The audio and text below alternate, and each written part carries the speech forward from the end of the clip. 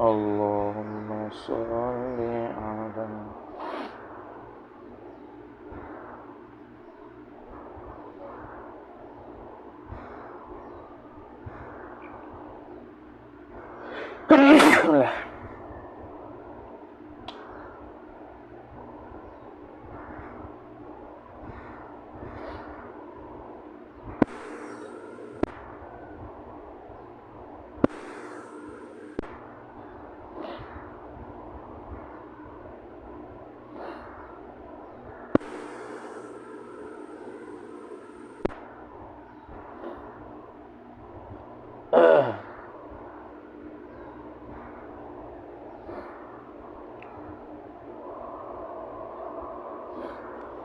Assalamualaikum warahmatullahi wabarakatuh.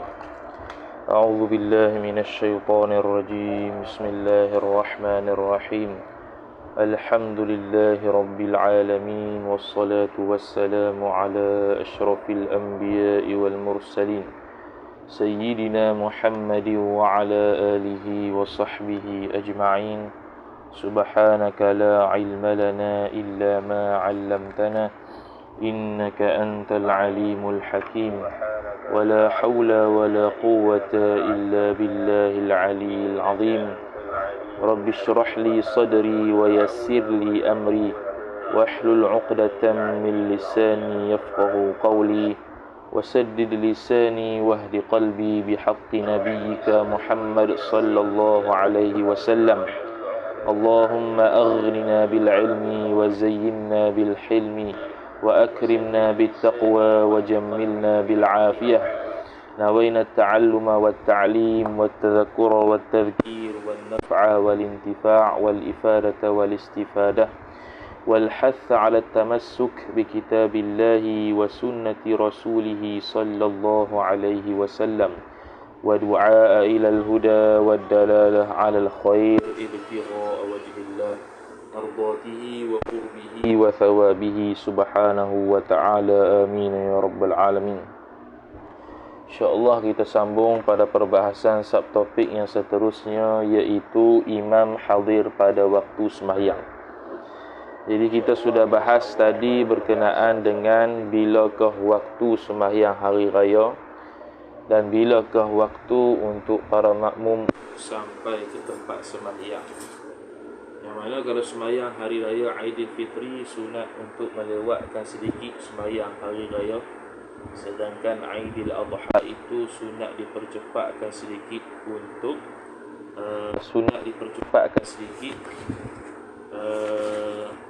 untuk sembahyang hari raya Aidilfitri, Aidil Adha.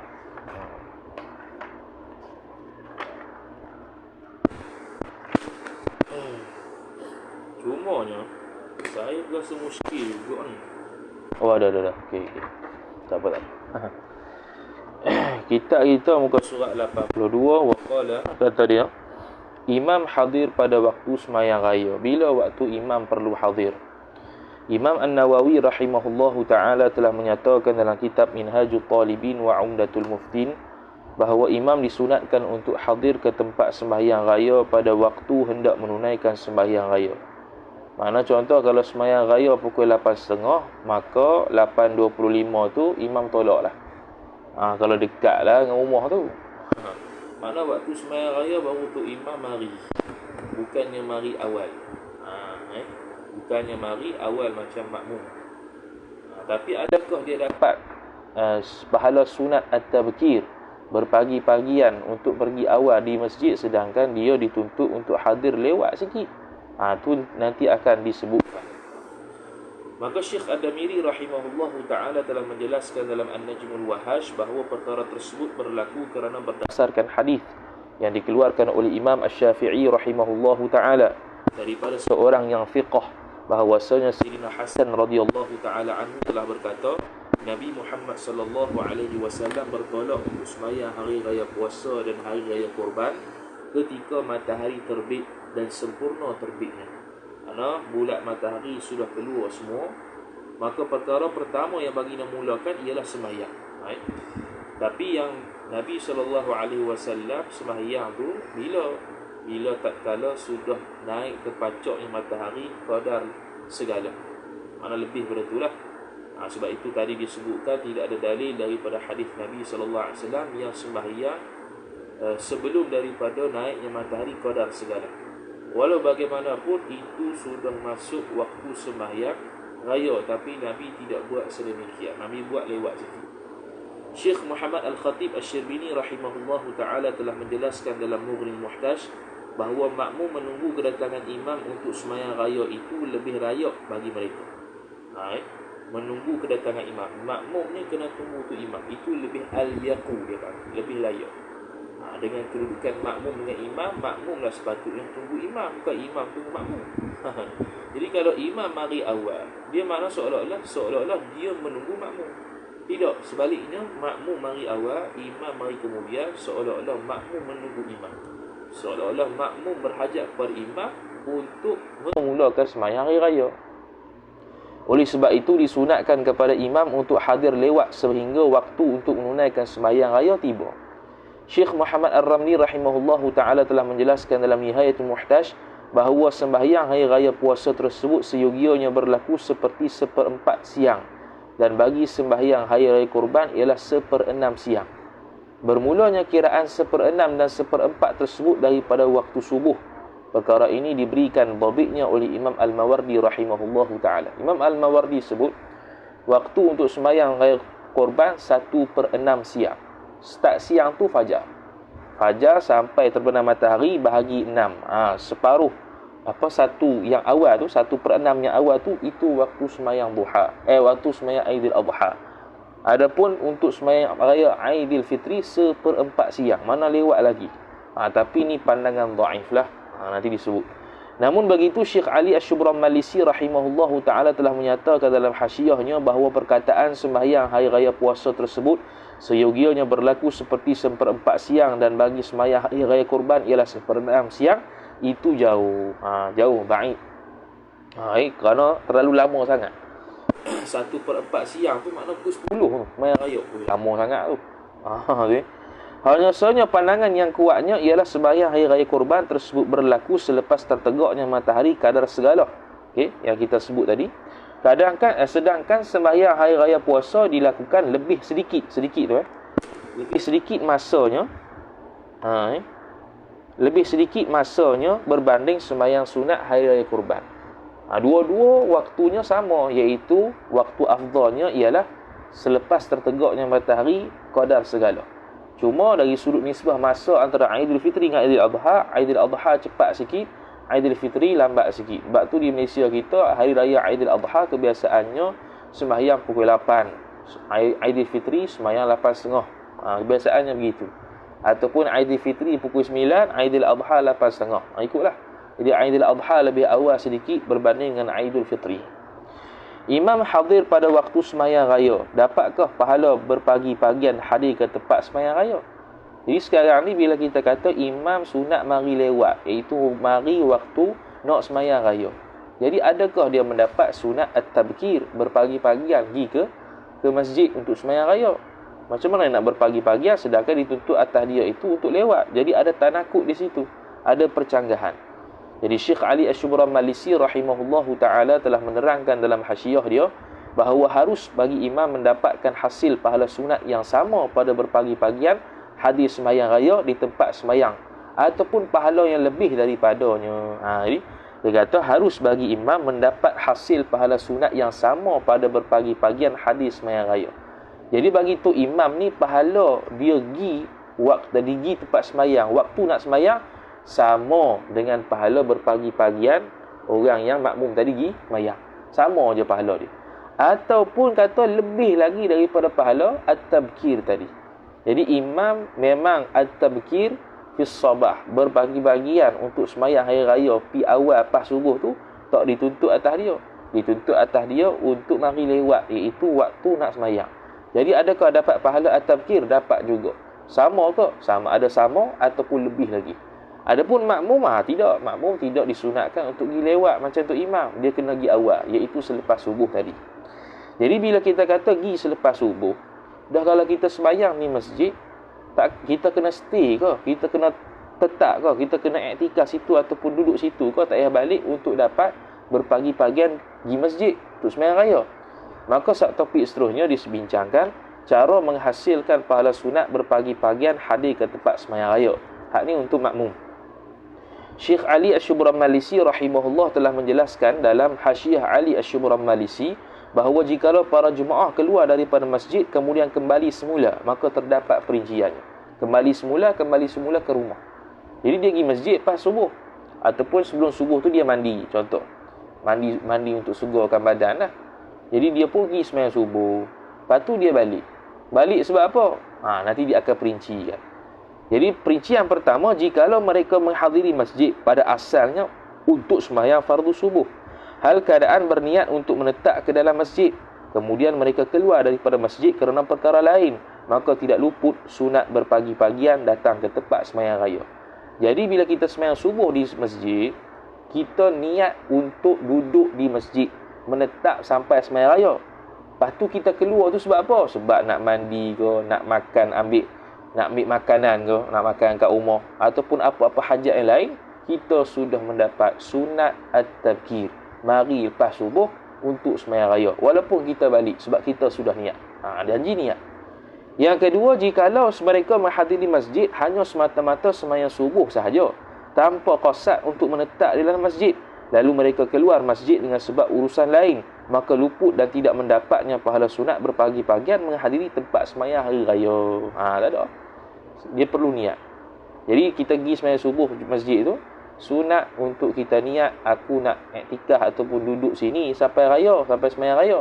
Tapi ada keperluan lain, nak mandi raya ke yang waktunya afdalnya lepas subuh, nak makan ke, nak berhias-hias, nak berwangi-wangian lagi, nak tukar baju dan sebagainya, maka kita tetap mendapat pahala untuk kita berpagi-pagian ke sembahyang atau tempat sembahyang raya.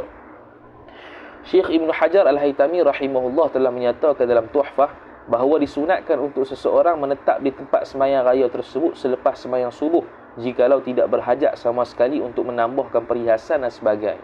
Kalau kita tak ada hajat apa-apa, duduklah masjid, teruslah. Makanan bawa siap-siap lah. Makan di masjid boleh. Tak kira dia sebut. Jikalau berhajat sedemikian, maka hendak orang tersebut, bukan makan di masjid, dia panggil makan di tempat sembahyang raya, sama ada masjid atau tanah lapang. Jikalau berhajat sedemikian, maka hendak orang tersebut keluar daripada masjid untuk menunaikan hajatnya tersebut dan datang semula ke masjid dengan kadar segera. Jadi kalau orang yang keluar masjid pas subuh untuk ada tujuan tertentu, kena datang segera, jangan lewat pula. Sengaja melewat jadi jeng kok. Kena cepat segerakan tunai hajat kita tu. Sunat menyegerakan sembahyang hari raya kurban. Imam An-Nawawi rahimahullahu taala telah menyatakan dalam Minhajut Talibin bahawa disunatkan untuk menyegerakan dan mempercepatkan hadir diri untuk sembahyang hari raya kurban. Untuk hari kurban sunat cepat. Cepat hadir diri satu. Dah kalau sembahyang hari raya fitrah, cepat hadir diri tu sunat juga. Cuma cepat sini, cepat hadir dan cepat sembahyang. Kalau Aidilfitri cepat hadir, lambat sembahyang. Syekh Ad-Damiri rahimahullahu taala dalam An-Najmul Wahash dan Syekh Muhammad Al-Khatib Syirbini dalam Mughni menyatakan, telah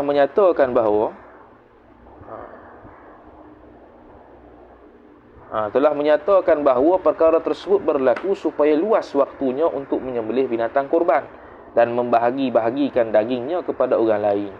Jadi antara tempat untuk waktu untuk sembelih binatang kurban ialah masuk 10 Zulhijjah sampai akhir hari tasyrik. Itu waktu sembelih binatang dan untuk sebar-sebarkan daging kurban kepada penduduk. Hal ini berbeza dengan sembahyang raya puasa, iaitu dilaksanakan sembahyangnya itu lebih lewat berbanding sembahyang hari raya kurban. Perkara ini berlaku supaya luas waktu orang lain dapat menunaikan zakat fitrah pada waktu yang disunatkan, iaitu sebelum sembahyang raya puasa. Jadi waktu fadilah bayar zakat fitrah selepas terbit fajar raya dan sebelum sembahyang raya. Itu waktu fadilah untuk kita bayar zakat. Tapi jangan lupa sudahlah. Nak ambil waktu fadilah tak bayar awal, tiba-tiba terlupa. Terlupa tak apa. Terlupa tak ada masalah, kalau terlupa. Tapi qasad nak bayar waktu fadilah tidak ada masalah. Sebab itu dipanjangkan sikit waktu dia supaya ada peluang untuk bayar zakat. Bukan itu sahaja, bahkan Nabi Muhammad SAW pernah menulis kepada Amr bin Hazm, percepatkan waktu sembahyang hari raya Kurban dan lewatkan sembahyang hari raya puasa. Akan tetapi hadis tersebut berstatus mursal. Status mursal lah. Mana ada juga hadis walaupun tahap mursal, dhaif, tetapi ada juga hadis yang suruhan Nabi SAW kepada sahabat untuk percepatkan sembahyang Aidil Adha dan memperlambatkan sedikit sembahyang hari raya Aidil Fitri. Start topik seterusnya, sunat makan dan minum sebelum sembahyang raya puasa. Ni raya puasa saja. Adapun raya haji tak sunat makan sebelum dan selepasnya. Tak sunat untuk makan dan minum sebelum sembahyang. Dia sunatnya selepas.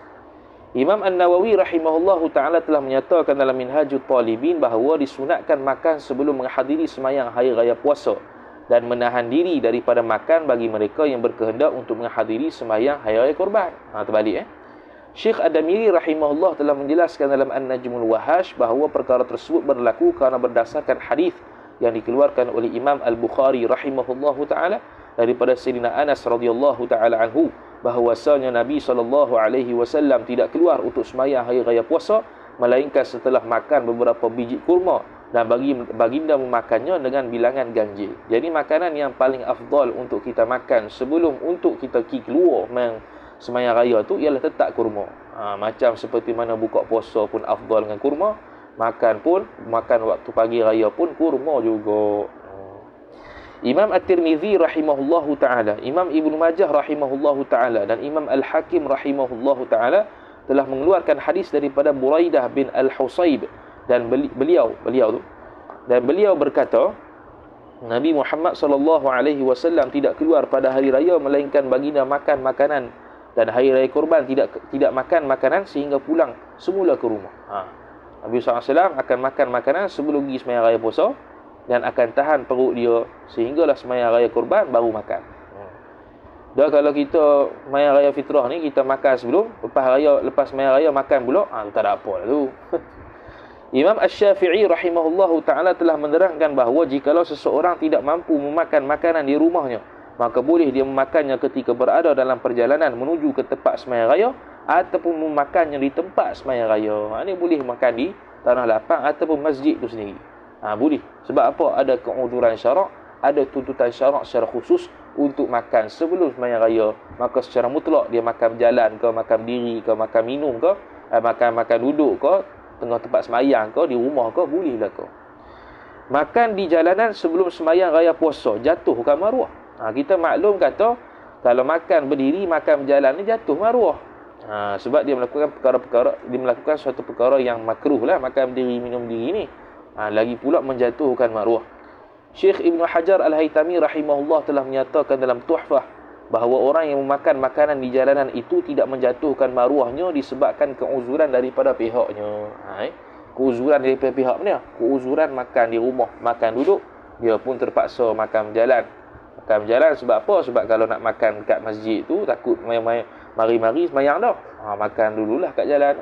Ni kalau pi jalan kaki lah, sebab kita kan disunatkan jalan kaki. Kalau pergi naik kenderaan tu dah duduk dah. Hikmah disunatkan makan sebelum sembahyang hari raya puasa. Hikmah disunatkan makan terlebih dahulu sebelum hadir sembahyang hari raya ialah dapat membezakan hari raya puasa tersebut dengan hari sebelumnya, iaitu Ramadan, yang diharamkan padanya pada Ramadan makan dan minum. Ini nak beza. Jadi makan masa sebelum raya Ramadan tak dimakan di siang hari selepas fajar. Maka selepas kita dah raya, kita makan pula selepas fajar sebelum pergi sembahyang raya, untuk membezakan antara hari sebelumnya Ramadan yang haram kita makan dan hari selepasnya Syawal boleh makan. Syekh Muhammad Al-Khatib Asy-Syirbini rahimahullah telah menerangkan dalam Mughnil Muhtaj bahawa antara hikmahnya ialah mengetahui mansukhnya pengharaman makan sebelum sembahyang raya pada awal-awal Islam. Jadi pada awal-awal Islam kita umat Islam diharamkan juga makan makanan sebelum dia sembahyang hari raya Aidilfitri. Tapi itu dimansuhkan, telah dibatalkan. Maka dengan sebab itu kita disunatkan untuk makan sebelum pergi sembahyang raya. Yang pertamanya untuk membezakan hari Ramadan sebelumnya dan hari ni hari Syawal, dan juga untuk mengetahui dan untuk mengetahui ataupun kenjakkan lagi pengetahuan terhadap berlakunya pemansuhan ataupun termansuhnya hukum haramnya makan sebelum sembahyang hari raya Aidilfitri ataupun Aidilfitri jelah. Perkara yang utama perlu dimakan sebelum sembahyang raya puasa. Apakah makanan yang afdal? Utama ni afdal lah. Syekh Muhammad Al-Khatib Asy-Syirbini rahimahullah telah menyatakan dalam Mughnil Muhtaj bahawa tuntutan sunat berbuat sedemikian seperti mana disebutkan oleh Imam Ar-Rafi'i rahimahullah dalam kitab syarahnya. Bukan itu sahaja. Berbuat sedemikian berbuat apa? Berbuat makan lah. Makan dan minum sebelum sembahyang raya tu. Bukan itu sahaja, bahkan lebih utama bagi seseorang memakan kurma dalam keadaan ganjil bilangannya. Ganjil 3 ke 5 ke 7. Ambil 7 lah atau 11 ke. Syekh Muhammad Ar-Ramli rahimahullahu taala, dah boleh dah makan makanan lain? Boleh, tapi makan kurma dulu. Macam puasa lah, kita makan kurma dulu, baru telan air, baru telan makanan-makanan lain. Bukan itu sahaja. Syekh Muhammad Ar-Ramli rahimahullahu taala turut mengatakan sedemikian dalam Nihayatul Muhtaj. Syekh Ibn Hajar Al-Haytami rahimahullah mengaitkan kurma tersebut dengan zabib dari sudut keutamaan makan sebelum menunaikan sembahyang raya. Zabib ni tak silapnya anggur ni, zabib ni. Zabib ni anggur. Tak silap anggur zabib ni. Zabib ni anggur ke kismis rasanya. Zabib. Hukum tidak memakan sesuatu sebelum menghadiri pelaksanaan sembahyang raya. Sekarang ni dia kata makan, suruh makan. Dah kalau tak makan, tak juga tak mau makan, pergi sembahyang terus macam mana? Syekh Muhammad Al-Khatib Asy-Syirbini rahimahullah telah menjelaskan dalam Mughni bahawa seseorang yang berkehendak untuk menghadiri sembahyang raya puasa apabila tidak memakan sesuatu sebelumnya, maka hukumnya makruh. Dimakan juga ni. Ni antara hukum kalau tak makan makruh. Mana? Iaitu tak makan sebelum sembahyang raya. Seperti mana disebut oleh Imam An-Nawawi rahimahullah dalam Al-Majmu' Syarah Al-Muhadzab daripada Nas Al-Um Imam Syafi'i. Jadi hukum dia makruh. Kena makanlah dulu. Jangan kalut gimana. Sunat berjalan kaki untuk menghadiri tempat sembahyang raya. Imam An-Nawawi rahimahullahu taala telah menyatakan dalam Minhajul Talibin bahawa disunatkan berjalan kaki dengan tenang, terlebih bagi orang yang berkehendak menunaikan sembahyang hari raya. Syekh Ad-Damiri rahimahullah, jadi dengan tenang macam pergi sembahyang Jumaat lah. Walaupun kita nak tak dapat takbiratul ula bersama tu imam pun tetap tenang. Syekh Ali Syubra Malisi kata, kalau kita berqasatkan untuk pergi sembahyang raya atau sembahyang Jumaat itu untuk dapat takbiratul ihram bersama tu imam, tiba-tiba tak dapat. Kalau dapat pun boleh, tapi dengan kita berlari lah. Tetap kita dituntut untuk berjalan dengan tenang, dan insya-Allah taala akan dapat juga fadilat takbiratul ihram bersama tu imam, kerana kita lebih utamakan tuntutan syarak untuk berjalan tenang daripada berkejar-kejaran mendapatkan takbiratul ula bersama tu imam. Tu dalam kitab Ad-Dawabit Al-Yani'ah syarah pedoman sembahyang Jumaat kita tu dah sebut situ dah. Ni pun sama juga dalam bab sembahyang raya tetap tenang. Syekh Ad-Damiri rahimahullah telah menjelaskan dalam An-Najmul Wahhash bahawa hal ini kerana sabit hadis ini dikeluarkan oleh Imam Ibnu Majah rahimahullah taala bahawa Nabi Muhammad sallallahu alaihi wasallam pergi ke tempat pelaksanaan sembahyang hari raya dalam keadaan berjalan kaki, bukan dengan kenderaan. Tapi berjalan kaki ni kalau dekat tak apalah, kalau jauh kena guna kenderaan juga. Syekh Muhammad Al-Khatib Asy-Syirbini rahimahullah telah menjelaskan dalam Mughnil Muhtaj bahawa sunat berjalan kaki ke tempat sembahyang hari raya tersebut seperti mana sembahyang Jumaat. Kias. Tiada masalah untuk seseorang menaiki kenderaan ketika pulang daripada pelaksanaan sembahyang hari raya apabila tiada seorang pun yang memudaratkan dirinya. Tak apa. Tak ada mudarat apa. Naik kenderaan balik rumah boleh. Tak ada masalah. Orang tersebut tetap mendapat pahala kecuali jika berbuat demikian dalam keadaan tidak mengqasatkan ibadat kepada Allah Taala. Jadi balik masjid pun kena qasat, kata ini ibadat, tuntutan syarak untuk balik rumah. Balik rumah di jalan yang berbeza dengan jalan yang pergi ke masjid ataupun tempat sembahyang raya tadi. Jadi kalau kita ni negeri yang ada musuh, bagaimana cara untuk menghadiri sembahyang raya? Kita duduk di negeri yang berperang. Jadi adakah dituntut berjalan kaki itu macam mana?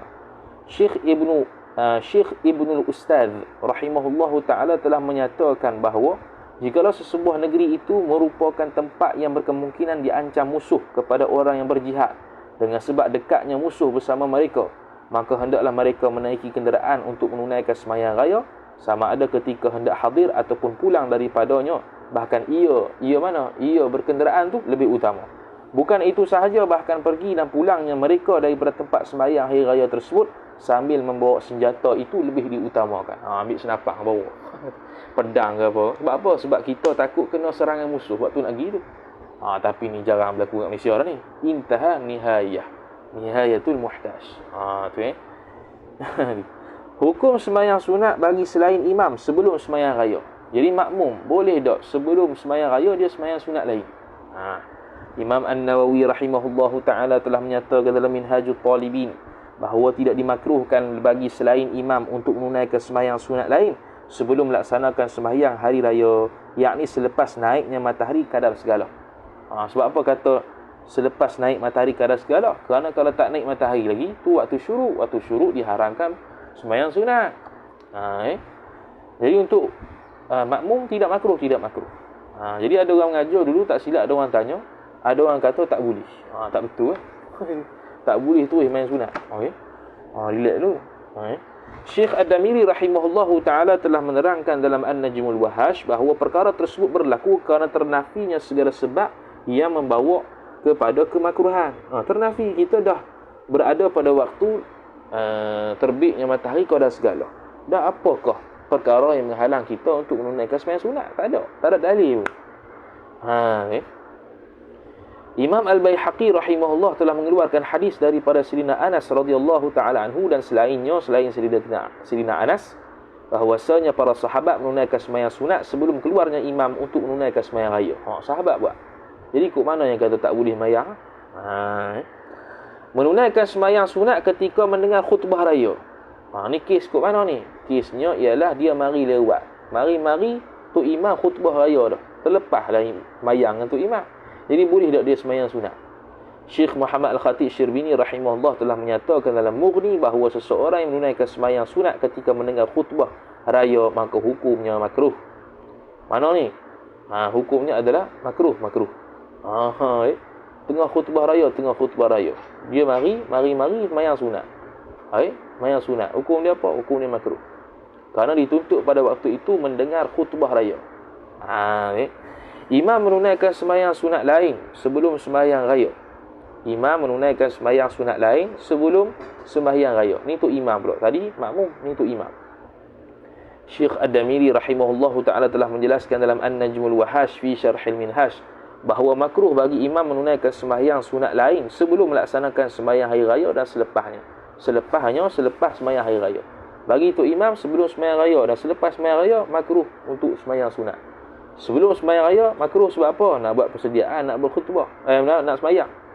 Selepas sembahyang raya makruh juga sebab apa? Sebab dia nak khutbah. Jadi lepas khutbah tu barulah selesai. Nak sembahyang pun boleh, tak mau sembahyang pun sudah. Hal ini berlaku kerana berdasarkan riwayat Imam Bukhari dan Muslim rahimahumallahu taala bahwasanya Nabi Muhammad sallallahu alaihi wasallam tidak melakukan sembahyang sunat sebelum menunaikan sembahyang sunat hari raya. Bukan itu sahaja, bahkan antara sebab lainnya ialah tugasnya. Tugasnya itu kita cancel. Tugas imam ialah sembahyang hari raya selepas kehadirannya. Sebab tu tak disunatkan untuk sembahyang sunat. Dan berkhutbah selepas sembahyang hari raya. Jadi sebelum sembahyang hari raya dia isytira dengan khutbah dia. Dia isytira, dia buat persediaan, bersibuk-sibuk berbuat persediaan untuk menunaikan sembahyang. Lepas sembahyang raya pula nak khutbah pula. Syekh Muhammad Al-Khatib Asy-Syirbini rahimahullah telah menyatakan dalam Mughnil Muhtaj bahawa hukumnya makruh disebabkan imam bersibuk-sibuk melakukan perkara yang tidak terlalu penting. Terlalu penting sekarang ni ialah nak khutbah lepas sembahyang raya. Sebelum sembahyang raya dia dah nak sembahyang sebelum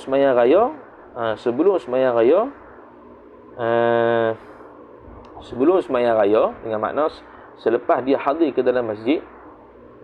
Bila hadir saja memang akan terus Tok Bilal tu akan buat pengumuman untuk sembahyang hari raya. Jadi mari tu imam terus sembahyang. Tidak perlu imam sembahyang sunat lagi. Hak ni biasa berlaku. Ni. Biasa berlaku tempat kita. Tempat kita ada tu imam. Mari-mari tu dia sembahyang lah. Sembahyang sunat. Sembahyang sunat. Jadi sembahyang sunat. Dia sembahyang sunat. Hukum makruh.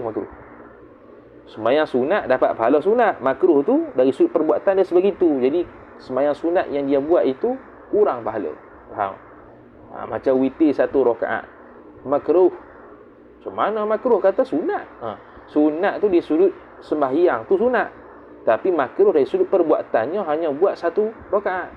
Tu beza antara sembahyang sunat tu sendiri dan perbuatan dia begitu. Perbuatan sebegitu hukum lain, sunatnya sembahyang tu lain pula. Mazhab para ulama berkaitan hukum sembahyang sunat sebelum sembahyang hari raya. Ni secara umum, luas lagi. Imam An-Nawawi rahimahullahu ta'ala telah menerangkan dalam Al-Majmu' Syarah Al-Muhadzab bahawa berlaku perselisihan pandangan ulama yang lebih luas terhadap hukum sembahyang sunat sebelum melaksanakan sembahyang hari raya. Mazhab yang apa? Ia ada berapa? Ada 4 mazhab. Mazhab pertama, pandangan pertama mazhab Asy-Syafi'iyah. Anas bin Malik, Abu Hurairah, Rafi' bin Khudaij, Sahal bin Sa'ad, Abu Burdah, Al-Hasan al-Basri, Sa'ad bin Abil Hasan, Jabir bin Zaid, Urwah bin Zubair dan Imam Ibn Munzir radhiyallahu ta'ala anhum, tidak dimakruhkan pada selain imam menunaikan sembahyang sunat sebelum sembahyang raya atau selepasnya, atau sembahyang di rumah atau sembahyang di tempat sembahyang hari raya. Tak makruh, boleh berlaku. Adapun pandangan B, nukilan Imam Ibn Munzir rahimahullah daripada Ali bin Abi Talib, Ibnu Mas'ud, Hudzaifah, Ibnu Umar, Jabir bin Abdullah, Abdullah bin Abi Aufa, Masruq Asy-Sya'bi, Ad-Dhahhak, Salim bin Abdullah Az-Zuhri, Ibnu Juraish dan Imam Ahmad radhiyallahu taala anhum, makruh sembahyang sunat sebelum sembahyang raya dan selepas sembahyang raya. Hukum dia makruh. Sebab selepas sembahyang raya nak dengar khutbah. Sebab sebelum sembahyang raya nak buat persediaan untuk sembahyang raya. Tu pandangan kedua. Pandangan ketiga, nukilan Imam Ibn Munzir rahimahullah daripada Abi Mas'ud Al-Badri As-Sahabi, Alqamah bin Al-Aswad, Mujahid An-Nakhai, Ibnu Abi Layla Al-Thawri Al-Auza'i dan Ibnu Abbas radhiyallahu ta'ala anhum. Dia kata boleh sembahyang selepas sembahyang raya, boleh sembahyang sunat selepas sembahyang raya dan bukannya sebelum sembahyang raya. Ini pandangan ketiga. Pandangan keempat, dimakruhkan sembahyang sunat pada tempat sembahyang hari raya dan tidak dimakruhkan pada tempat selainnya. Kesimpulannya yang hasil khilaf ni hanya makruh tak makruh, bukannya sah tak sah. Jadi kalau orang mengajar kata tidak boleh sembahyang sunat, kenapa tak boleh? Tidak sah. Tak betul. Itu tidak betul. Tapi kalau kata tak boleh tu dengan makna haram, tak betul juga. Kalau tak boleh dengan makna makruh, boleh tahan lagi. Walaupun tidak betul, tidak menepati mazhab Syafi'i, tapi hanya menepati mazhab ada qaul lain selain pada mazhab Syafi'i. Adalah juga, tak sesatlah dia panggil. Tapi kalau sampai tahap kata tak sah, hak tu tak kena dalam mazhab Syafi'i, tak kena dalam mana-mana mazhab. Sesat kat situ. Jadi bila nak sembahyang raya ada azan dan iqamat untuk raya. Maka Imam An-Nawawi rahimahullah telah menerangkan dalam Al-Majmu' Syarah Al-Muhadzab bahawa mazhab Asy-Syafi'iyah berpendapat tiada azan dan iqamat sebelum melakukan sembahyang hari raya.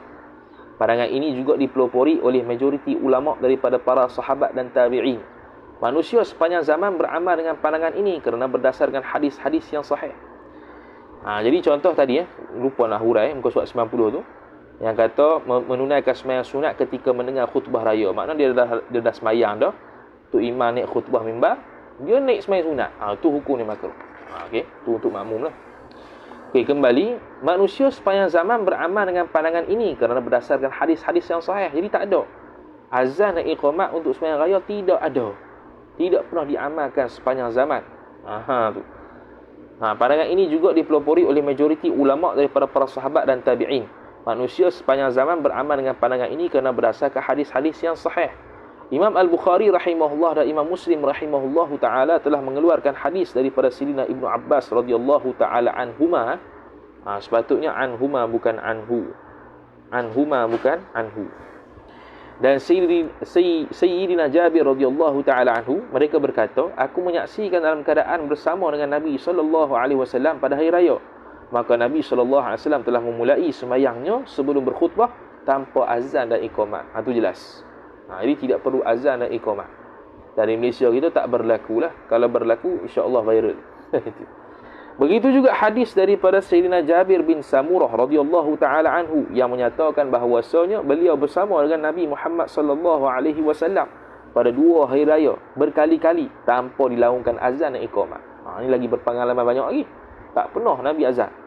Imam Asy-Syafi'i rahimahullah telah meriwayatkan dalam secara mursal bahawasanya beliau mendapatkan hadis tersebut daripada seorang yang fiqh, daripada Imam Az-Zuhri radhiyallahu taala anhu. Okey. Beliau sini Imam Az-Zuhri kata, tidak berlaku sama sekali azan pada zaman Nabi Muhammad sallallahu alaihi wasallam, Sayyidina Abu Bakar As-Siddiq, Sayyidina Umar dan Uthman pada 2 hari raya. Tak pernah berlaku. Jadi tidak disunatkan sedemikian.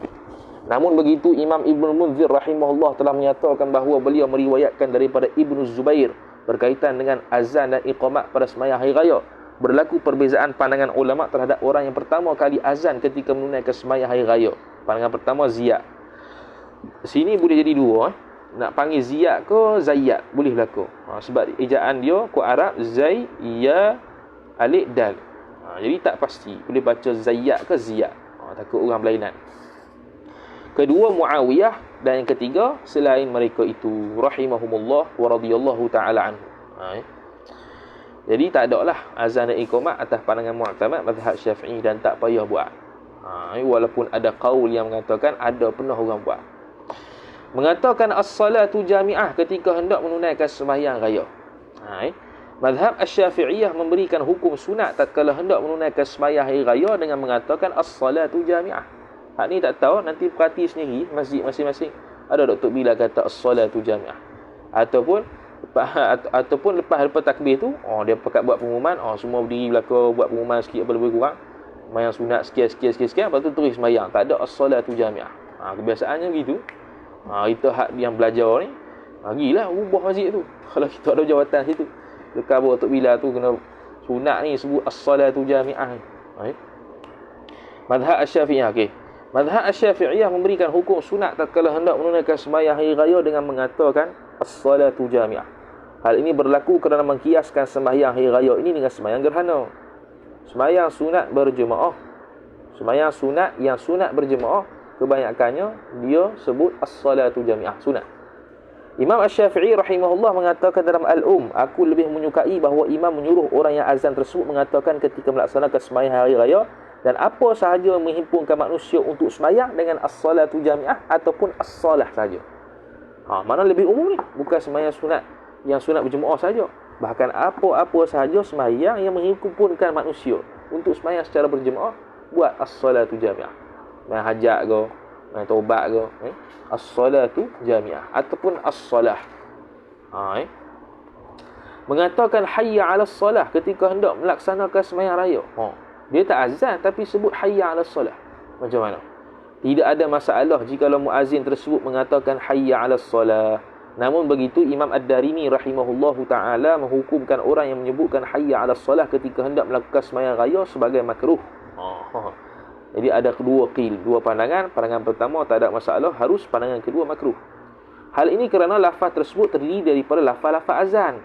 Walau bagaimanapun Imam An-Nawawi rahimahullah telah menyatakan bahawa berdasarkan apa yang dinaskan oleh Imam Asy-Syafi'i rahimahullah, maka hukumnya tidak makruh, akan tetapi lebih utama atas seseorang itu menjauhinya dan menjauhi segala bentuk lafaz azan. Tak kisahlah nak pakai hayya 'alal falah ke, nak pakai la ilaha illallah qasad untuk ikut hak azan ke, tak boleh. Jadi ada tiga lah. Pertamanya harus, tak ada masalah. Keduanya makruh. Pandangan Imam Nawawi tidak makruh tapi lebih utama tinggal. Okey. Hukum mengucapkan tahniah sempena hari raya. Tahniah mana ni? Tahniah lah selamat hari raya, gitu. Tahniah ni, inilah selamat hari raya mak zahir batin tu lah. Kita ucap tahniah tu. Tahniah ni dia panggil dalam bahasa Arab at-tahniatu. Mengucapkan selamat ataupun mensyukuri ataupun mengucapkan selamat pada orang tu. Apa-apa event, kejadian kita ucapkan selamat, tu dia panggil tahniah. Syekh Ad-Damiri rahimahullahu ta'ala telah menjelaskan dalam An-Najmul Wahash bahawa Imam Al-Qamuli rahimahullahu ta'ala telah berkata, aku tidak pernah lihat sama sekali seorang pun daripada para al-ashab Asy-Syafi'iyah yang membincangkan masalah mengucapkan tahniah dengan sebab hari raya ataupun tahun tertentu ataupun bulan tertentu seperti mana yang dilakukan oleh manusia sekarang. Itu kata Al-Khamuli. Tak pernah tengok perbahasan Al-Aqsa Syafi'iyah berkenaan dengan mengucapkan tahniah. Tak ada. Tak pernah dibincang. Tapi manusia buat.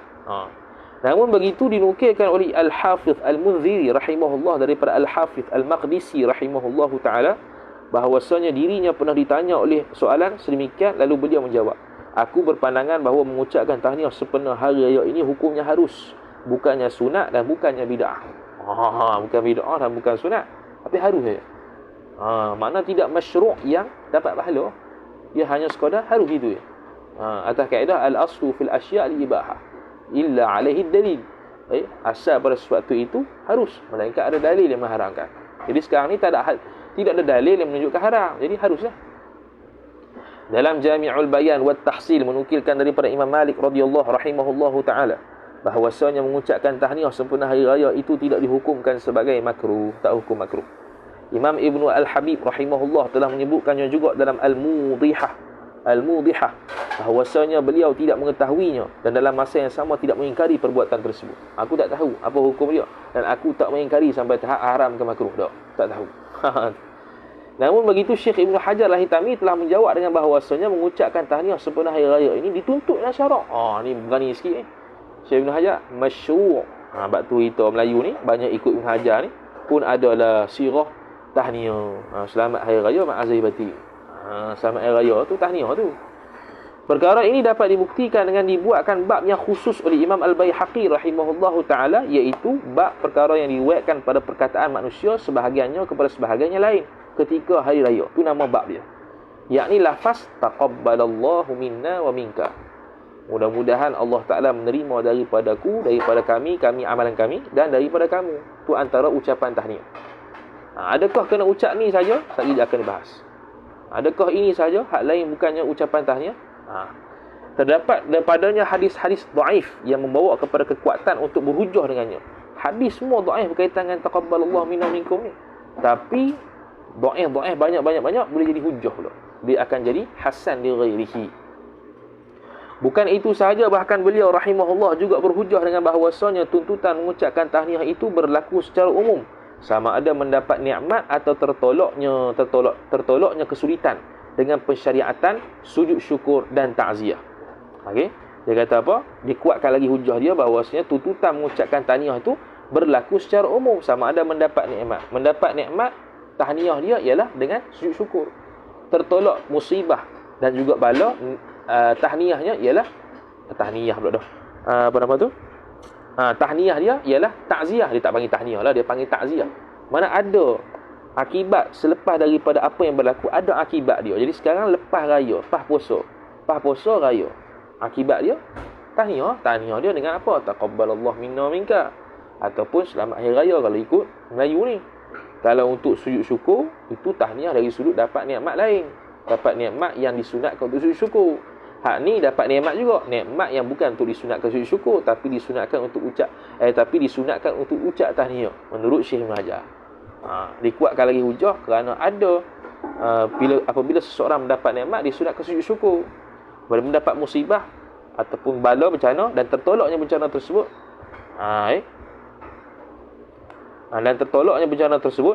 tertolaknya musibah ataupun kesulitan tersebut, kita ucap tahniah juga.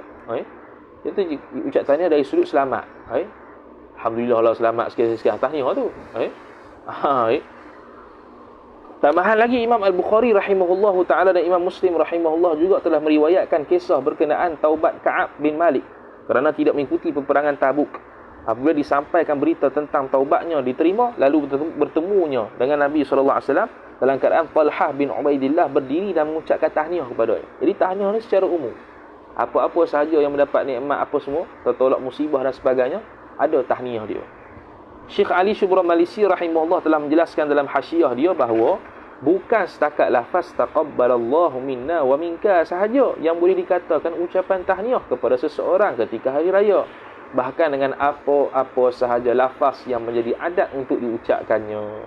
Jadi adat tempat kita ni, selamat hari raya ma'azih batin lah, itu dia punya ucapan tahniah je. Jadi tak kena dan tak betul lah orang mengajar yang mengatakan taqabbalallahu minna wa minka sahaja tahniah, hak lain bukan tahniah. Tak betul. Antara perkara yang sudah menjadi adat ketika hari raya ialah bersalaman tangan. Kita bersalam. Itu selamat hari raya mak azai batin. Itu adat dia. Itu cara tahniah dia. Syekh Abdul Hamid Asy-Syirwani rahimahullah telah menerangkan dalam hasyiah dia bahawasanya disunatkan mengucap tahniah tersebut hal keadaan bersalaman. Akan tetapi sesama jenis sahaja. Laki dengan laki, perempuan dengan perempuan. Laki dengan perempuan, perempuan dengan laki, hukum dia haram kalau tidak mahram. Maka tidak boleh lelaki-lelaki bersalaman dengan perempuan dan sebaliknya. Hak ni ramai masyarakat silap. Masyarakat tidak reti, jahil. Tak mau belajar bab mahram. Mahram sikit saja. Mahram sabit keturunan 7 orang. Mahram sabit susuan 7 orang. Mahram sabit perkahwinan 4 orang. Tu kitab munakahat. Nanti kita akan baca Tuhfatul Tulab tu. Jilid ke berapa tak tahu tu. Berkaitan dengan babu ma yahrumu alaihi an-nikah. Bab pada menyatakan seseorang itu haram nikah atasnya. Nak sabit macam mana haram nikah? Kena tahu mahram atau tidak. Tu. Kemudian Syekh Abdul Hamid Asy-Syirwani, begitu juga tidak dibolehkan untuk bersalaman dengan lelaki amrak yang cantik. Sebab apa? Dia ada mahallus syahwah situ. Lelaki amrak yang cantik. Yang cantik yang mana? Yang memikat lah. Jadi kalau amrak tersebut tidak cantik, tu tak kena juga. Dia amrak tak ada bulu tapi huduh. Tak jadi juga. Tak ada masalah tu. Dia amrak tak ada bulu misai, bulu janggut apa semua tak ada. Jambu habis tapi huduh. Tak jadi. Mengucapkan tahniah pada hari-hari tasyrik dan selepas hari raya puasa. Jadi ada orang kata bahawasanya selamat hari raya ni untuk raya pertama saja. Adakah tidak boleh untuk mengucapkan tahniah pada hari 2 Syawal, 3 Syawal?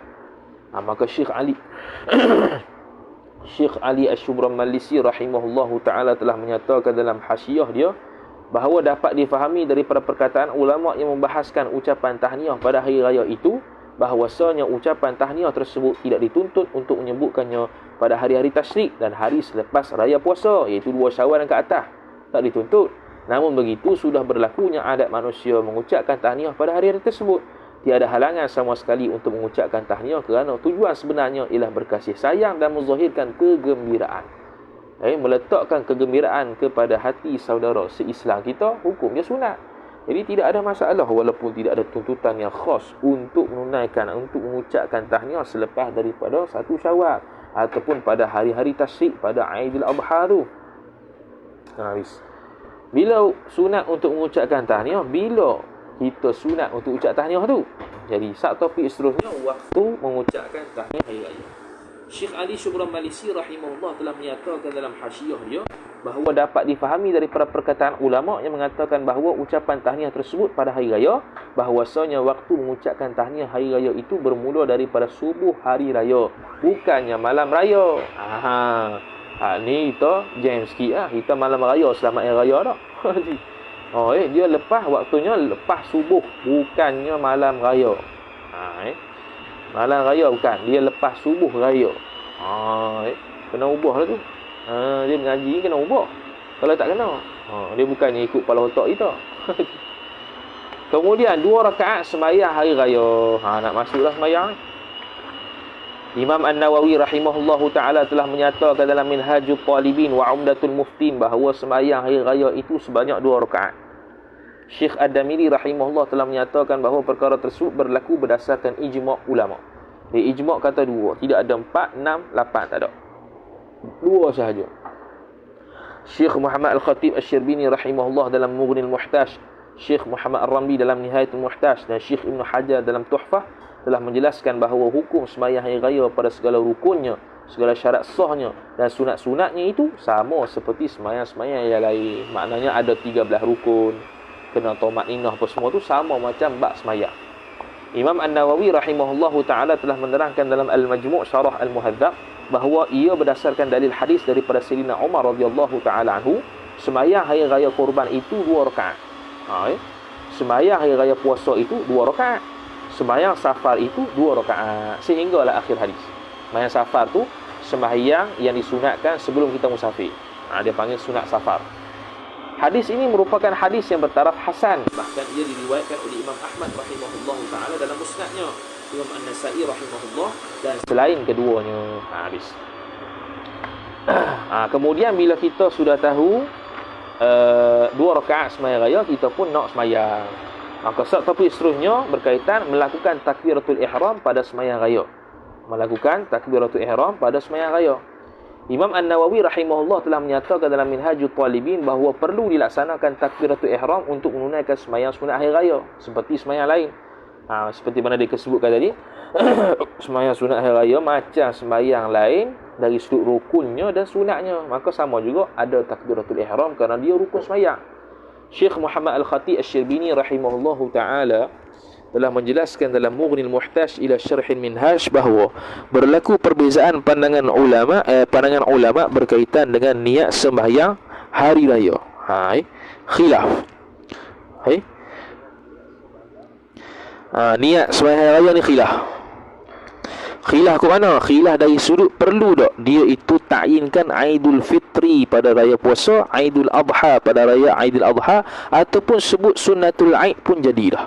Tu khilaf situ.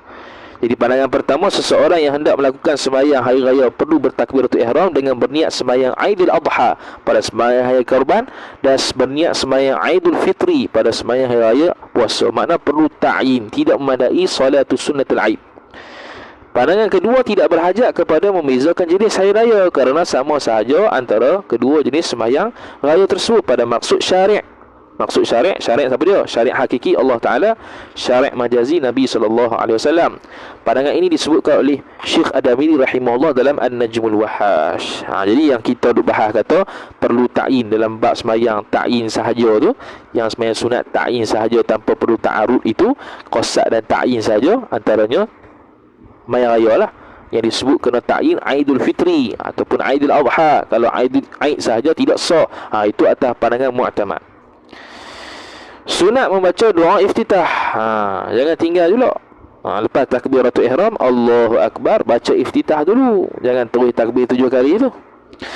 Imam An-Nawawi rahimahullah subhanahu wa ta'ala telah menyatakan dalam Minhajut Talibin wa Umdatul Muftin bahawa sunat mendatangkan, yakni membaca doa iftitah pada sembahyang hari raya tersebut. Syekh Adamiri rahimahullah ta'ala telah menyatakan bahawa sunat mendatangkannya tersebut seperti mana segala sembahyang yang lain. Macam-macam sembahyang gerhana ke, fardu ke, qabliyah ke, ba'diyah ke, sunat mutlak ke, semuanya itu sunat untuk baca iftitah. Paling kurang Allahu Akbar kabiran walhamdulillahi katsiran wa subhanallahi bukratan wa asila. Tu satu iftitah. Kalau kita bukratan wa asila, wajjahtu wajhiya lilladzi, tu iftitah nombor 2. Tu iftitah riwayat lain. Jadi paling kurang sampai bukratan wa asila. Allahu Akbar kabiran walhamdulillah katsiran wa subhanallahi bukratan wa asila. Itulah. Imam An-Nawawi rahimahullahu taala telah menyatakan dalam Al-Majmu' bahawa orang yang sembahyang bersendirian apabila telah membaca Al-Fatihah sebelum membaca doa iftitah, maka tidak perlu mendatangkan bacaan iftitah lagi selepasnya. Orang yang sembahyang bersendirian apabila telah membaca Al-Fatihah. Okey. Ni makna orang yang sembahyang sendiri. Orang yang sembahyang sendiri dia tak baca iftitah, dia terus baca Fatihah. Maka tak perlu lagi dia baca doa iftitah selepas itu kerana telah luput tempat sunat membaca iftitah. Ni kalau baca Fatihah dah, lagilah tidak dituntut untuk takbir 7 kali itu akan datang. Jadi luput iftitah itu dengan sebab bacaan Fatihah. Ataupun dengan sebab baca a'udzubillah luput dah. Pandangan pelbagai mazhab berkaitan bacaan doa iftitah. Imam An-Nawawi rahimahullahu ta'ala telah menjelaskan dalam Al-Majmu' Syarah Al-Muhadzab berkaitan dengan perselisihan pandangan ulama secara meluas berkaitan dengan tuntutan bacaan doa iftitah. Pandangan pertama, mazhab Syafi'iyah sunat baca. Pandangan yang kedua, Imam Al-Auza'i rahimahullah kata sunat membaca doa iftitah selepas takbir tambahan. Kalau kita sebelum takbir tambahan tu yang 7-5 kali itulah. Sebelum takbir itu kita baca iftitah. Imam Al-Auza'i selepas takbir baru baca iftitah, baru baca Fatihah. Adapun makmum apabila mendapati imamnya telah selesai daripada bacaan doa tersebut, doa iftitah, dan bermula membaca Al-Fatihah, maka disunatkan bagi makmum tersebut membaca doa iftitah tersebut. Jikalau tidak takut sama sekali akan luput masa membaca Al-Fatihah sebelum rukuk imam. Makmum apabila mendapati imamnya telah selesai daripada bacaan tersebut, bacaan doa tu, dan iftitah, dan bermula membaca Al-Fatihah, maka disunatkan bagi makmum tersebut. Okey, ni kes kalau mari lambat sikit lah. Ni kes kalau mari lambat sikit. Sampai tahap tu imam dah baca Fatihah ni, mana dah lepas dah lah baca iftitah dengan takbir tu. Kita pun baru mari. Okey, kalau kita baru mari, sunat dah iftitah atas kita. Macam biasa perbahasan. Tak adalah.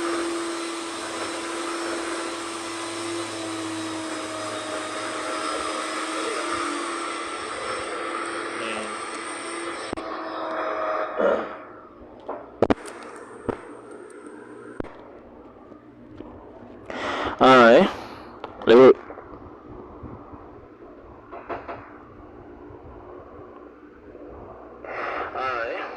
Faham. Okey. Jadi ni sama macam perbahasan sembahyang berjemaah yang dulu-dulu tu, iaitu bila seseorang itu mari tu imam dah baca Fatihah ataupun baca surah, maka tidak disunatkan lagi untuk kita baca doa iftitah. Andai kata kalau kita baca doa iftitah itu menyebabkan tak sempat baca Fatihah sebelum tu imam rokok. Sebelum tu imam rokok. Jadi kalau kita sebelum tu imam rokok tu kita anggarkan kata, sempat ni baca iftitah sekali dengan Fatihah sebelum tu imam rokok, maka sunatlah bacanya. Kalau tak sunat. Syekh Abdul Hamid Asy-Syirwani rahimahullah telah menyatakan dalam hasyiah dia bahawa tuntutan bacaan doa iftitah itu akan luput dengan seseorang membaca ta'awudz. Macam biasalah perbahasan dalam bab sembahyang, masuk a'udzubillah tak disunatkan lagi untuk ulang iftitah kerana telah luput tempat dia. Bukannya dengan 7 kali takbir. Bukannya dengan 7 kali takbir. Tuntutan bacaan doa iftitah itu akan luput dengan seseorang membaca ta'awudz, bukannya dengan 7 kali takbir. Jadi kalau disesuaikan takbiratul ihram, Allahu Akbar, dia pun takbir 7 kali, Allahu Akbar. Sunat dah baca doa iftitah selepasnya, sunat juga, tak luput lagi. Sebab yang luputnya lepas baca ta'awudz, bukan takbir 7 kali. Cuma kita disunatkan baca iftitah sebelum takbir. Itu mazhab kita.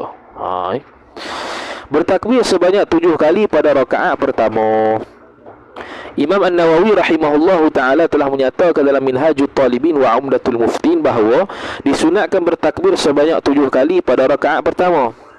Takbir Allahu Akbar, Allahu Akbar, Allahu Akbar. Syekh Ad-Damiri rahimahullahu ta'ala telah menjelaskan dalam An-Najmul Wahash Syarah Minhaj bahawa perkara ini berlaku kerana berdasarkan sebuah hadis yang dikeluarkan oleh Imam Ad-Daraqutni rahimahullahu ta'ala, Imam Ibnu Majah rahimahullahu ta'ala, dan Imam At-Tirmidzi rahimahullahu ta'ala, bahwasanya Nabi SAW telah bertakbir pada 2 sembahyang hari raya, ketika rakaat yang pertama sebanyak 7 kali sebelum membaca Al-Fatihah, dan ketika rakaat yang kedua sebanyak 5 kali. Itu jelas hadis tu. Maka kita mazhab Syafi'i pun 7 kali bertakbir pada rakaat pertama, 5 kali takbir rakaat kedua. Okey. Imam At-Tirmidzi rahimahullah pernah bertanya gurunya, iaitu Imam Al-Bukhari rahimahullah, berkenaan dengan hadis tersebut. Lalu Imam Bukhari rahimahullah menjawab bahawasanya tidak ada hadis yang bab ini, tidak ada hadis. Tidak ada hadis dalam bab ini. Tidak ada hadis dalam bab ini yang paling sahih daripadanya. Mana dalam bab sembahyang raya ni, hadis yang paling sahih hadis ni. Hadis yang berkaitan dengan takbir 7 kali rakaat pertama, 5 kali rakaat kedua. Kemudian 7 takbir tadi tidak termasuk takbiratul ihram. Itu atas pandangan mu'tamad, kerana ada khilaf. Syekh Ad-Damiri rahimahullah dalam An-Najmul Wahash dan Syekh Muhammad Khatib Syirbini dalam Mughni menyatakan bahawa telah menyatakan bahawa ataupun telah menjelaskan bahawa berlaku perselisihan pandangan ulama berkaitan dengan 7 takbir yang disunatkan pada pada rakaat pertama tersebut, sama ada termasuk takbiratul ihram ataupun tidak. Jadi 7 kali itu termasuk takbiratul ihram ataupun tidak. Kalau tak termasuk, mana jadi 8 lah. Pandangan pertama, takbiratul ihram tidak termasuk daripada 7 takbir yang disunatkan dalam rakaat pertama sembahyang raya. Ini juga pandangan Syekh Ibnu Hajar dalam Tuhfah dan Imam Nawawi dalam Majmu'. Takbir 7 kali tersebut juga tidak termasuk takbir untuk rokok. Takbir untuk rokok kalau masuk kali jadi 9 lah. Takbir untuk ihram, takbir rokok, 7 kali takbir, 9 takbir. Itu antara hikmah kenapa khutbah pertama kita 9 kali takbir. Antara hikmahnya ialah kerana dalam rakaat pertama sembahyang kita ada 9 takbir. Pertamanya takbiratul ihram, keduanya ialah 7 kali takbir, dan yang ketiganya ialah takbir untuk rukuk. Jadi 9 kali takbir untuk khutbah pertama. Khutbah kedua 7 kali, sebab rakaat pertama 5 kali takbir, takbir untuk naik qiyam, dan takbir untuk rukuk 7 kali. Bukan itu sahaja, bahkan disunatkan seseorang melakukan 7 kali takbir tersebut sebelum membaca ta'awudz. Sebelum baca ta'awudz, mana Allahu Akbar, baca doa iftitah, kemudian takbir, kemudian ta'awudz, kemudian Fatihah. Dan sebelum membaca Al-Fatihah. Maka jika seseorang membaca 7 kali takbir tersebut selepas membaca ta'awudz, maka telah hasil pahala asas sunnah. Dia baca doa iftitah, kemudian baca ta'awudz, baru takbir, baru Al-Fatihah. Dapat pahala ta'awudz? Dapat juga. Walaupun tidak afdal. Menurut kesepakatan para ulama, kerana tuntutannya selama mana belum membaca Al-Fatihah. Tuntutan baca ta'awudz selagi mana belum baca Al-Fatihah. Jadi kalau dia baca ta'awudz sebelum takbir pun sah, selepas takbir pun sah, tak ada masalah. Sebaliknya, jika seseorang ataupun imam telah terlanjur membaca Al-Fatihah, maka luputlah tuntutan takbir 7 kali tersebut. Tak payah duk batal balik ya.